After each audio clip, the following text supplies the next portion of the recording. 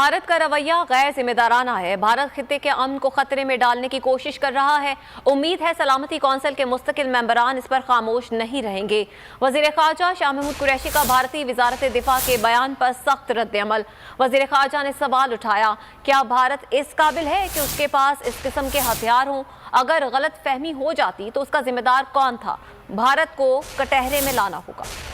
हिंदुस्तान ने एक और हरकत की है और एक मिसाइल जिसको वो कहते हैं एक objective, fast moving objective fire करते हैं और पंजाब में पिया चन्नू में आके गिरता है। बैनुल-अक़वामी दुनिया से अपील है, हिंदुस्तान ने हरकत की है। उन्होंने उस हरकत से मासूम शहरियों को, पाकिस्तान के शहरियों को निशाना बनाने की कोशिश की है कि हिंदुस्तान को कटहरे में लाया जाए, उससे पूछा जाए। मगरब की जमहूरियतों से ये उनसे गुजारिश करता हूं कि जो हरकत की है ये बड़ी खतरनाक खेल खेला है। आज उनको नोटिस लेना चाहिए कि ये जो हरकत उन्होंने की है, क्या इससे एक्सीडेंटल वॉर का खतरा नहीं है, और अगर है तो मैं पूछता हूं कि आज बैनुल-अक़वामी दुनिया इनसे हिसाब मांगती है कि नहीं।